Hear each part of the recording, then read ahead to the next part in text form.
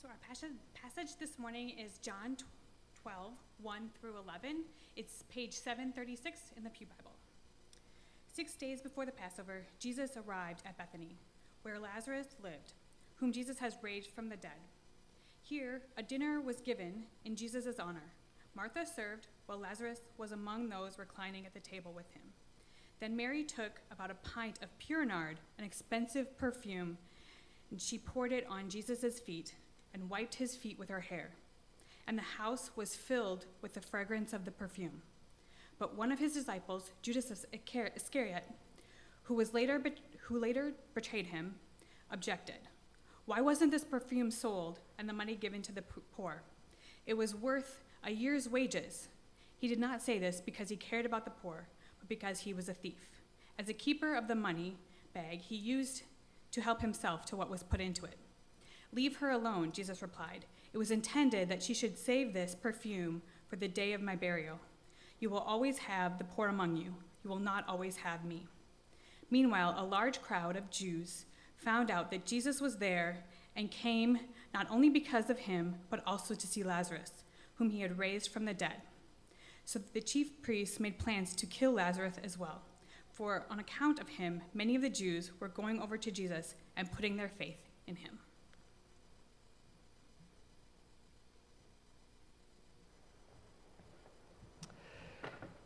Well, before I get started here, I want to remind you that we have the theology after party tonight. Last week, it was a great time. We had about 25 people for it, which was amazing. And David Niles did a great job of giving us a lot of sort of foundational ways to think about theology, and we are going to start diving into doctrine and what it is. We're going to talk about what is the value of tradition in the church tonight. So that is at 6:30 tonight. I hope you will join us for it. There will be snacks there, so if you just want to come for the snacks, then I guess come for that. Well, a couple of weeks ago, actually I think it was maybe last Saturday, Ann and I went with some close friends for ice cream and coffee, and we went over to St. Paul. And it was a beautiful night, and we didn't actually feel like sitting in the coffee shop. And so we got our coffee, and we went for a walk. And we walked out, through a park and started walking toward downtown St. Paul. And I guess I didn't really even realize it because there were so many trees around that we came out right next to the cathedral in downtown St. Paul. And I've driven by the cathedral many, many times and have seen it from a distance. I've never actually walked up to the building itself, and I've actually never been inside. How many of you have been inside the cathedral there in St. Paul? Well, see, I'm in the minority here, all right?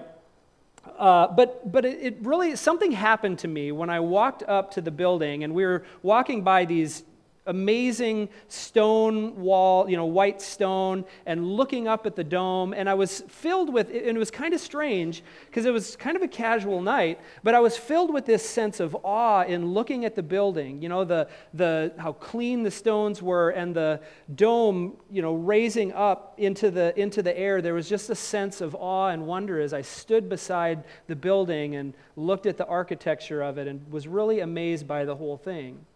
Well, we walked around the front of the cathedral, and we sat on the steps, and we were able to sit there with our friends, drinking coffee on the steps of the cathedral, looking over downtown St. Paul with the moon coming up over the trees.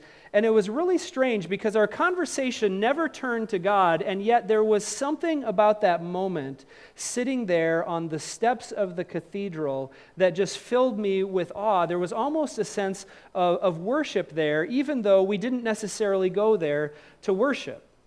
Well, we sat there probably for 15 or 20 minutes, and we got up and started walking away. And as we were walking away, we walked back by that same wall, and my mind started to turn to more mundane things. Of course, we're a couple of years removed from a capital campaign and a building project, and so I turned to our friends and I said, well, I wonder how much that capital campaign was. I'm sure that they built it in many different stages, but it was probably a little bit more than what we paid for ours. And as I thought about that, it occurred to me that this is actually a question that is similar to what a lot of people in our day ask, and it's this. is why does the church spend so much money on buildings when there are so many people in the world who are starving? And it's really a great question, isn't it? It's absolutely a valid question, and so it caused me to think about it a little bit, and it's pretty amazing that that Keith actually sort of put together this series, and so he's the one that chose this passage for me. But as I started to read it, I started to see a correlation between those two things, because this is not a new question. In fact, that question is at the center of the passage that we looked at today from John chapter 12. So if you haven't turned there yet, then go ahead and turn there. We're going to continue on in John chapter 12. We're going to look at the story. But this series, this message is a continuation of a series that we're calling At the Feet of Jesus. And the series is really focusing on a woman named Mary of Bethany. And sort of in a smaller way, her sister Martha and Lazarus, and they're all good friends with Jesus. And each of the passages that we've looked at, we've seen Mary do something at the feet of Jesus. The first week, she sat at the feet of Jesus and learned from him. The second week, she fell at the feet of Jesus as she was petitioning him to do something about Lazarus. And today, we're going to talk about Mary worshiping at the feet of Jesus. But before we get into the passage, I want to sort of remind you of the background, of the events that are leading up to the story that we're looking at today. Jesus was on his way to Jerusalem, and he knew at that point that he was going to be crucified. And he had hinted at it with other people, and I think some people had some sense that something was wrong. There's a comment that Thomas makes as they decide to head back toward Jerusalem. Well, let's go die with him. But in order to get there, he had to go through the town of Bethany, which was essentially a suburb of Jerusalem. It was a couple of miles outside of town. This was a time during the Passover where a lot of scholars would say that the population of Jerusalem swelled from 30,000 to about 120,000. And of course, the city wouldn't be able to hold all of them, and so the people would stay outside of the city for the night, and Bethany was one of the towns that they would stay in. Well, Jesus was starting to make his way that way, and he hadn't gotten there yet. In fact, he was a few days away when Mary and Martha sent word to Jesus that Lazarus had become sick. In fact, he was so sick that they were afraid that he was going to die, and so they sent word very quickly to Jesus and said, "Jesus, come quick, you've got to do something about this." And Jesus had sort of a strange reaction because it was almost as if he didn't care, and he took his own sweet time to get there. In fact, he waited and waited and waited and arrived there 4 days after Lazarus had passed away. And when he arrived to a typical Middle Eastern scene of mourning and weeping and wailing. And as he was approaching the house, Martha came out, saw him, and said to him, basically in an accusative tone, "Jesus, if you had only come sooner, then Lazarus would not have died." And she went back into the house and said to Mary that Jesus was there, and Mary ran out, and she repeated the same thing in this sort of accusatory thing. "Jesus, if you had been here, then Lazarus would not have died."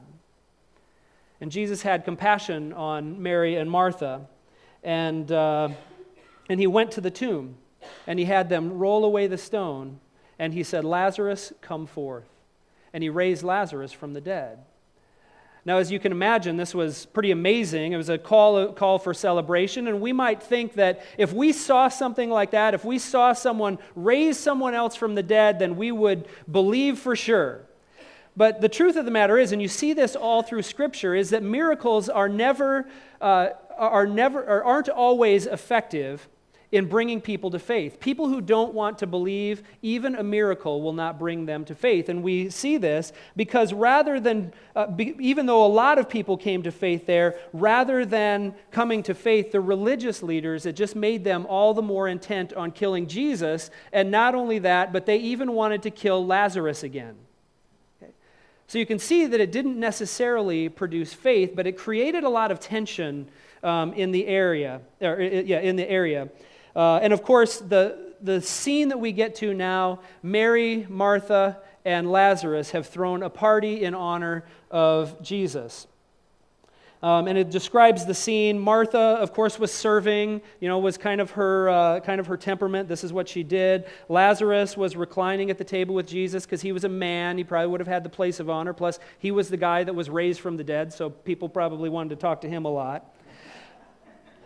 But Mary very quickly became the center of attention when she came bursting into the room, and she opens up a bottle of perfume and pours it on Jesus' feet and wipes them with her hair. Now, John makes it a point to say that this is not your typical drugstore cheap bottle of perfume that you get because you forgot yours. Okay? This was some nice perfume. In fact, Judas said, or at least he thought it to himself, that it would have been the modern equivalent of about $20,000 to $30,000 a year's wages for a common day laborer. That's an expensive bottle of perfume, right? And so I think we probably can understand when Judas asks essentially that same question that we ask when we say, why does the church build such big buildings when there are so many people who are starving in the world? This is essentially the same question that Judas asks. He says, why wasn't this perfume sold and the money given to the poor? And again, I think probably most of us resonate with that. We think, yeah, you know what? I think that's a really good question.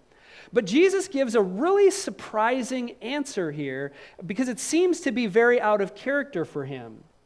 Because it challenges for us this assumption that Jesus is this pragmatic socialist whose only concern is economic equity and feeding the poor. Because here's what he says. Look at it. He says, leave her alone.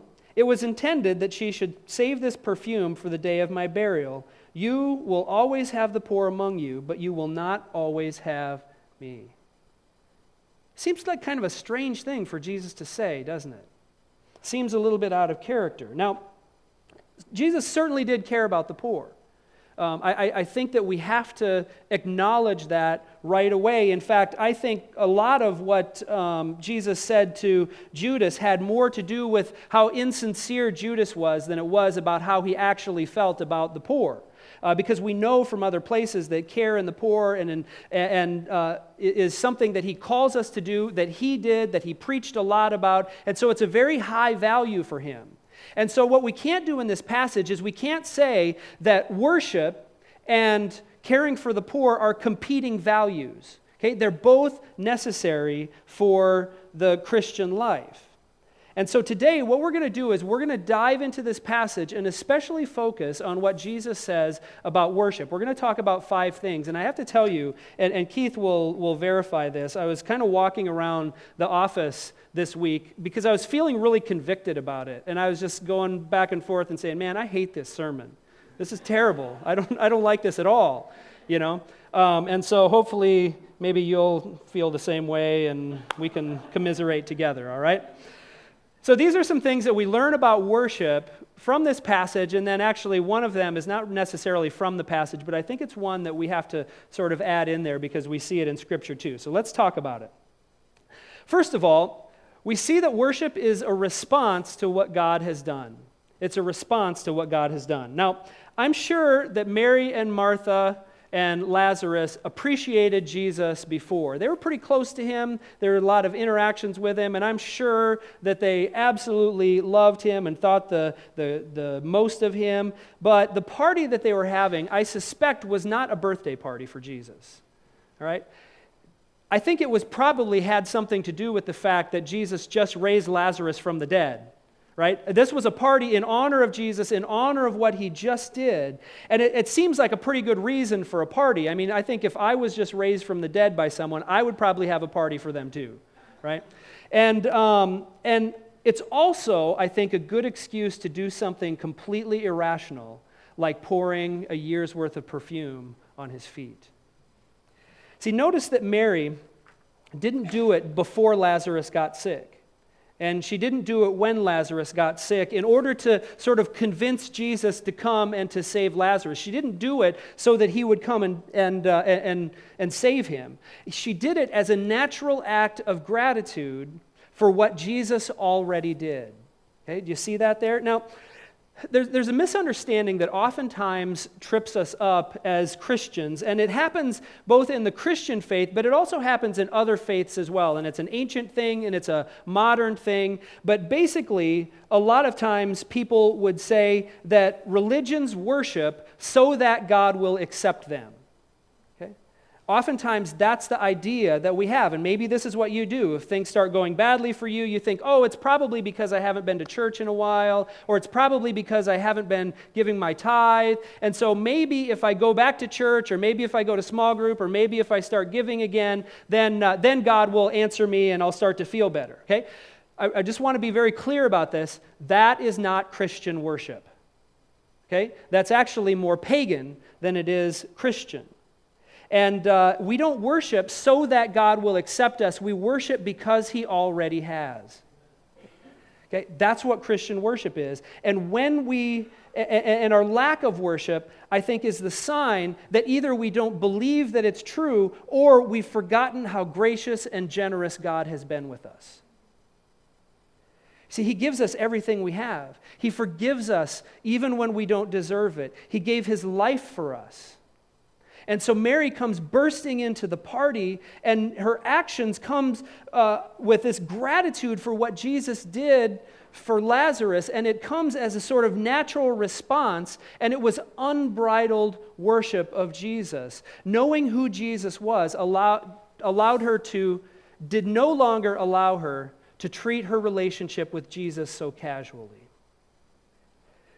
And this is probably the place where I've been most convicted as I've studied this passage. It's because we tend to be pretty casual about our relationship with Jesus today.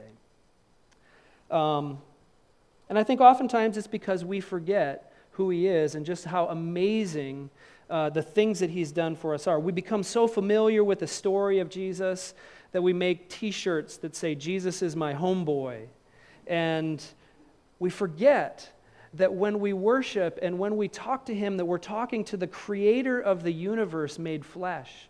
We forget that He's the one who put the stars in their place and set the earth in motion and has the hairs on our head numbered.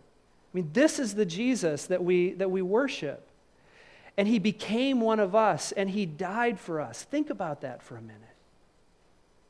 How do we treat our relationship with Jesus so casually? We pray casual prayers. How many times have we had a meeting and we've tacked on a little prayer at the end because it's a good way to wrap things up?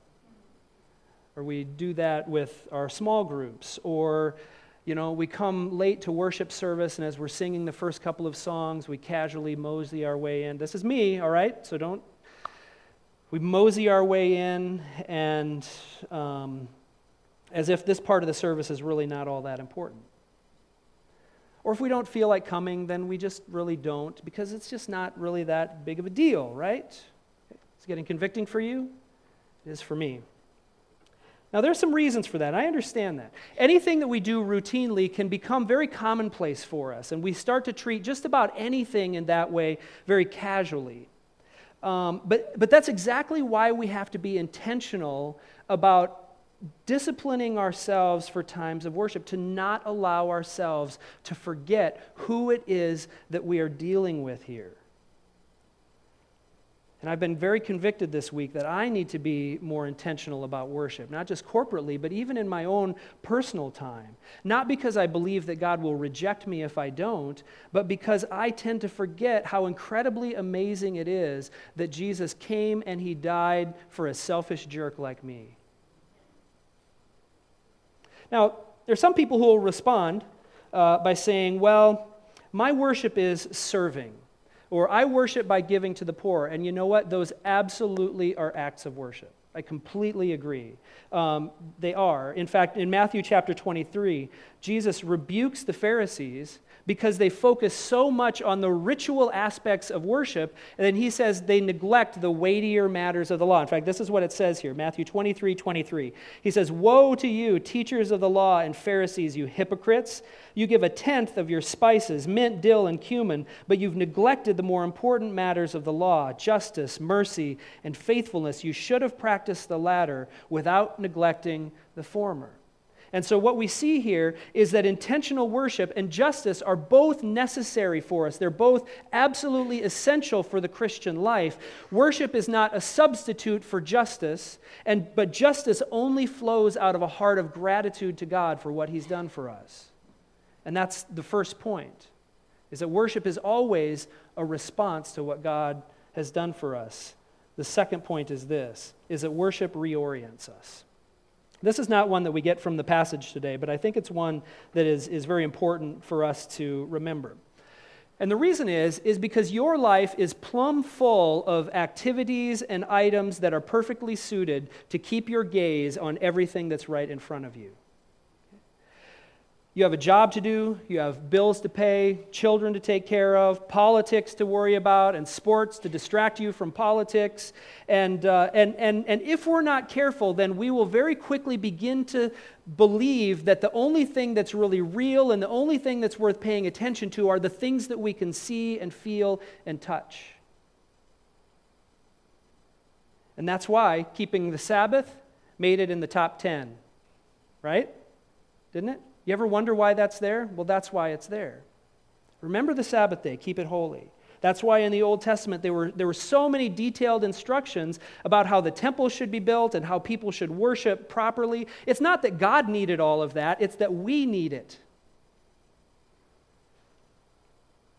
And serving is great.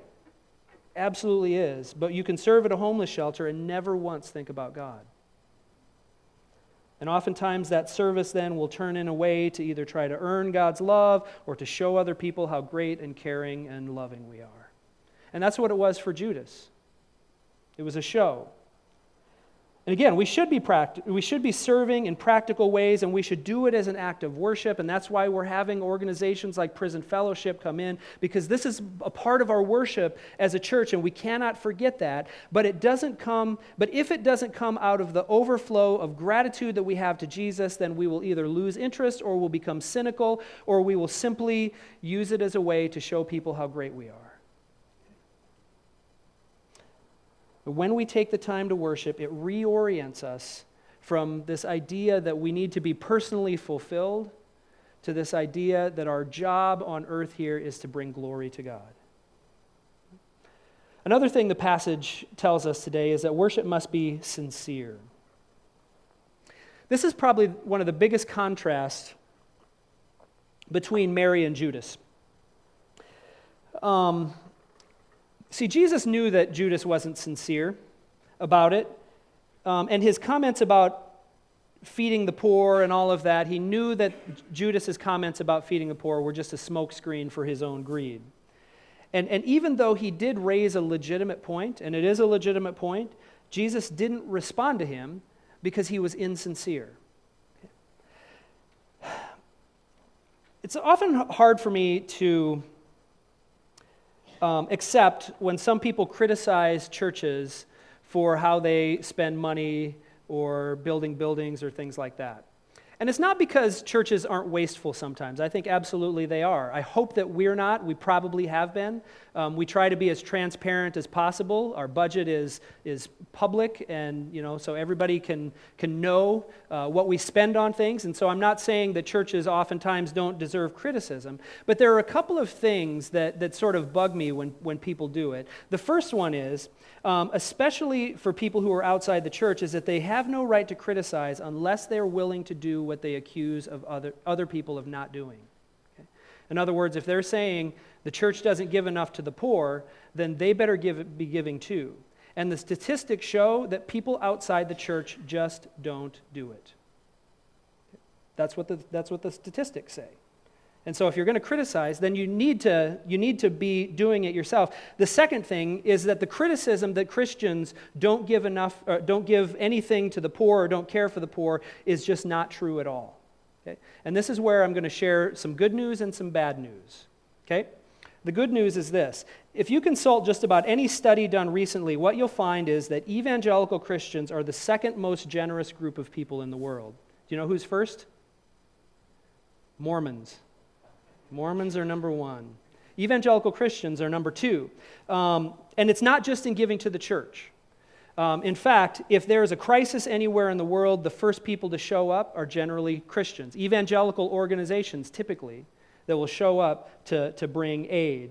And consistently, Christians are by far the most generous in giving not just their money, but their time to social programs that benefit the poor and the marginalized. And my experience has been that when people do that, at least those of you that I know, that I see, you're doing it not just because you're a do-gooder. You're doing it out of a heart of gratitude for what God has done, and I commend you guys for that. There's so much, that you guys give so generously to. When someone is in need and we make an appeal, you guys show up, and it's really cool to be able to see that. And what it shows is that you guys are really very generous, and I think that it is also an act of worship, that it's not something you're doing just out of obligation, okay? And that's pretty typical for evangelical Christians. Here's the bad news. On average, Christians give about 2.43% of their income away.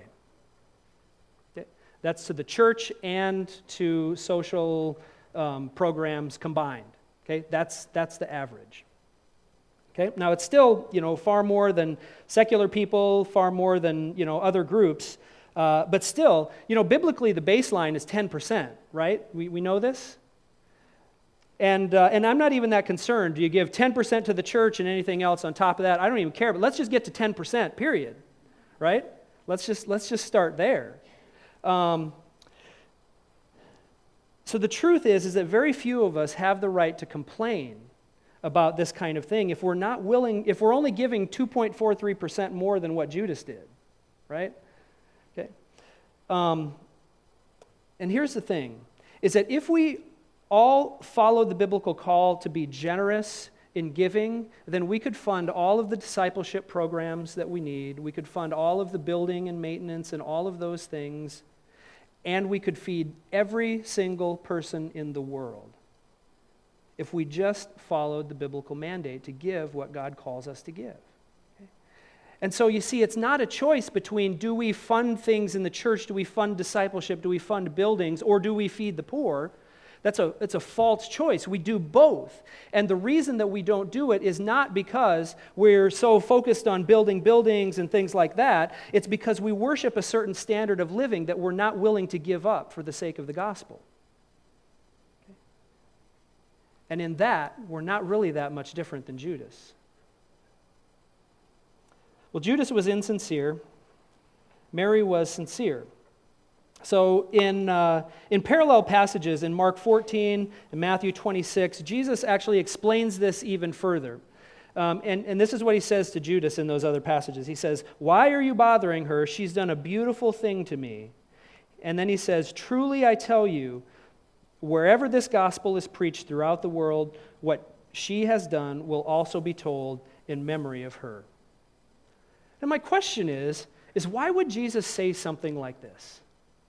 Why, of all the people in the Bible, he singles her out and says, you know what? Wherever the gospel is told, this story is going to follow. And you know what? It's true. We're talking about it today, aren't we? This is 2,000 years later, and we're still talking about her and what she did.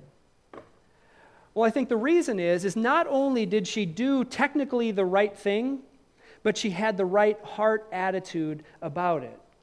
And Jesus wanted to make sure that all of us knew and followed her example. Not so much with what she did, but with the attitude of her heart. She models the right response and the right attitude to a God who loved her so much that he died for her. And this is the same God that we worship. And sincere worship always brings that picture into focus. Well, we also see in this story that worship is meant to be expressed without reservation. Okay? In other words, worship is not for the self-conscious. I don't know if you know this, but Mary broke a number of social taboos when she went in and worshiped Jesus. The first, of course, was dumping out a bottle of perfume that cost a year's wages. That would be one thing.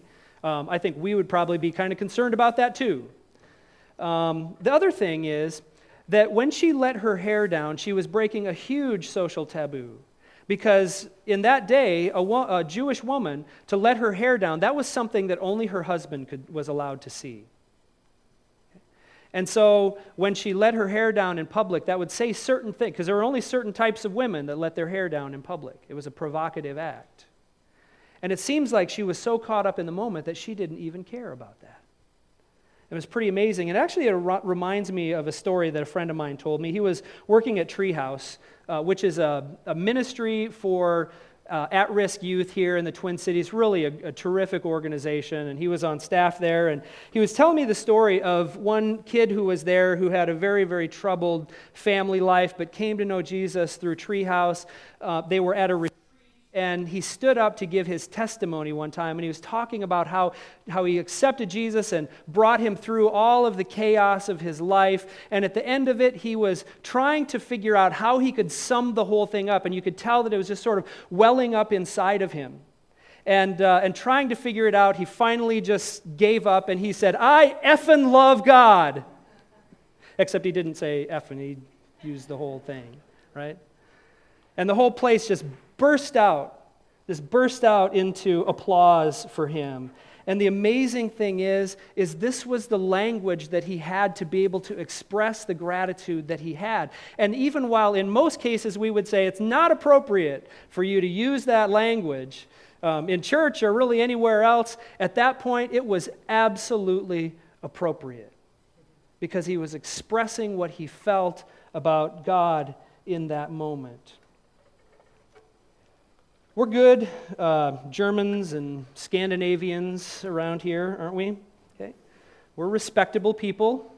We like to listen to sermons, and we like to mull it over a little bit, maybe talk about it with people, and we certainly don't want to look like those crazy people, right? I get that. And there are many of us who aren't very demonstrative in anything that we do. We'll sit at a Vikings game with our hands in our lap, probably mostly because they're losing, but no. Sorry, I'm just speaking the truth here, all right?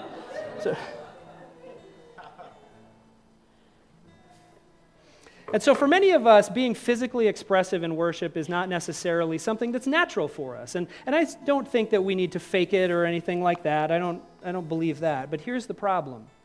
It's that we're not just intellectual creatures, okay? We are emotional and we are physical creatures, all right? And when we limit ourselves to just standing there with our hands by our sides or on the pews, then we limit a whole lot of what we have to offer to God in worship when we're here. And I think our African brothers and sisters, if you ever have the chance to worship with them, they remind us of that when they dance and they clap and they sing out. And some African congregations will dance their offering up to the front and throw it in the plate and dance their way back to their seat. And it just is an amazing expression of gratitude. And I understand that even that can be a show. I understand that even that can be something that becomes commonplace for us. But even the old preacher and theologian Jonathan Edwards, who wrote the sermon, "Sinners in the Hands of an Angry God," listen to what he says about worship. He says, "Some bodily worship is necessary to give liberty to your own devotion. Yes, though in secret, so much more when with others. 'Tis necessary that there should be something bodily and visible in the worship of a congregation, otherwise there can be no communion at all." In other words, physical expression frees us up to worship with our mind and our heart and our body. And when we aren't free to do that, then we hold back a significant portion of ourselves from worshiping God. God's love for us is so extravagant. How can our worship of Him be anything less? And in the end, what I want you to see is that this story shows us that worship is never wasteful. Whether it's outfitting a room in your house as a room for prayer and making it look peaceful and just having it be a place that you can set aside just for that. Whether it's investing money in a church building or a sanctuary or a cathedral to reflect the beauty of God and point us to Him rather than something that just sort of functionally works. Whether it means singing loudly and beautifully and freeing ourselves to express ourselves not just with our mind but with our bodies, raising our hands in worship. It could be praying with our faces on the floor in submission to God. It could be giving generously to ministries that serve the poor. All of those things are acts of worship that we can do, and God gives to us so extravagantly. How can we give any less to Him?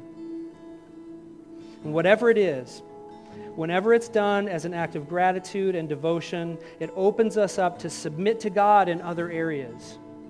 Extravagant worship can free us up to live more faithfully, to give more generously, and to give our lives in thanks to a God who gave His life for us. And so what I want to do as we finish up today is I just want to spend some time worshiping. And I want you to focus just on the goodness of God in your life. Focus on the way that He's brought you through the hard times in life. Focus on the things that He's given you. Focus on the fact that we have a God who created the universe that didn't have to die for us, and yet, while we were still sinners, He gave His life for us. And think about that. Let's ruminate on that. Let's sing. Let's express ourselves as an act of worship. So I want you to stand with me, and we're going to sing a couple of songs here. Some of them old songs, some of them new songs. But I want to start with a passage from Colossians that talks about this Jesus that we are worshiping. This is what the Apostle Paul writes: "We continually ask God to fill you with the knowledge of His will through all wisdom and understanding that the Spirit gives, so that you may live a life worthy of the Lord and please Him in every way, bearing fruit in every good work, growing in the knowledge of God, being strengthened with all power according to His glorious might, so that you may have great endurance and patience, and giving joyful thanks to God the Father, who has qualified you to share in the inheritance of His holy people in the kingdom of light. For He has rescued us from the dominion of darkness and brought us into the kingdom of the Son He loves, in whom we have the redemption, the forgiveness of sins. The Son is the image of the invisible God, the firstborn over all creation. For in Him all things were created, things in heaven and on earth, visible and invisible, whether thrones or powers or rulers or authorities. All things have been created through Him and for Him. He is before all things, and in Him all things hold together. And He is the head of the body, the church. He is the beginning and the firstborn from among the dead, so that in everything He might have the supremacy. For God was pleased to have all His fullness dwell in Him, and through Him to reconcile to Himself all things, whether things on earth or things in heaven, by making peace through His blood shed on the cross. Once you were alienated from God and were enemies in your own minds because of your evil behavior, but now He has reconciled you to Christ's physical body through death, to present you holy in His sight, without blemish and free from accusation. If you continue in your faith, established and firm, and do not move from the hope held out in the gospel." This is the Jesus that we worship.